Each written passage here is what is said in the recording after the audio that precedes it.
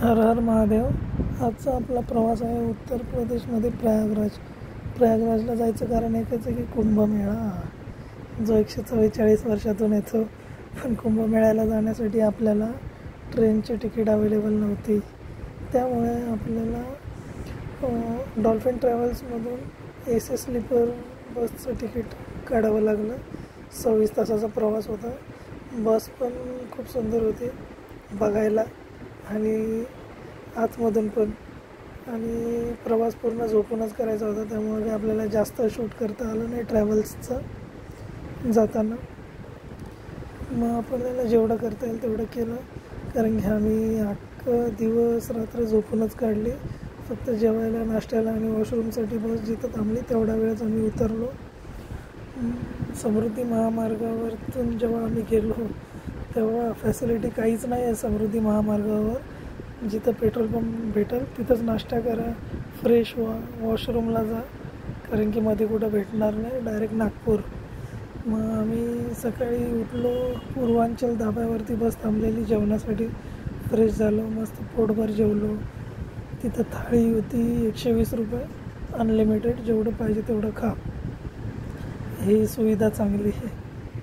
नाही तर आपल्याला इकडं 120 रुपयामध्ये थाळी भेटते, पोट नाही भरलं तर एक्स्ट्रा घ्यावं लागतं चार्जेस देऊन. तसं तिकडं काही नाही. नंतर मग आम्ही मध्य प्रदेशचा टोल नाका क्रॉस केला आणि उत्तर प्रदेशमध्ये एंट्री केली. उत्तर प्रदेशमध्ये निसर्ग खूप सुंदर आहे. निसर्ग तर सुंदर आहेच, तिथले रस्ते पण खूप सुंदर होते. रस्त्याला अजिबात एक खड्डा नाही का काय नाही. आणि आजूबाजूला रस्त्याच्या पूर्ण झाडच जंगलासारखे बघू शकता तुम्ही. शुद्ध वातावरण एकदम. आणि आम्हाला उत्तर प्रदेशमध्ये स्टॉप होता COD चौराहा. तिथं आमची बस थांबणार होती, कारण की इकडून जेवढ्या पण बस जातात प्रयागराजला त्यांचा बस स्टॉप तोच आहे, COD चौराहा.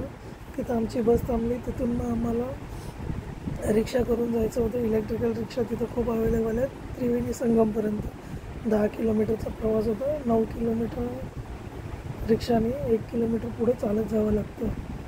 मग आम्ही 1 किलोमीटर, मला वाटलं तर नाही 1 किलोमीटर आहे, पण 1 किलोमीटर सांगतात. रूम पण बुक केली नव्हती इथं. रूम आम्ही बऱ्याच ठिकाणी बघितल्या चालता चालता, पण रूम पण अशा डेंजर नाहीत, तुम्हाला सांगून सोय नाही. 3-3, 4-4 हजार एका रूमचं 24 तासाचं भाडं आहे. आणि रूम पण आपल्याला पाहिजे तशा नाही आहेत. लॉकिंग सिस्टीम नाही, झोपडी टाईप. त्रिवेणी घाटाजवळ जेव्हा आम्ही आलो तेव्हा समोर तुम्हाला दिसते त्रिवेणी घाट. पण आम्ही आंघोळ तेव्हा करणार नव्हतो, कारण की आम्हाला रूम शोधायचं होतं. संध्याकाळचे 5 वाजलेले. आणि तुम्ही पण रूम घ्याल तर समोर जावा, रूम बघा आणि मगच बुक करा.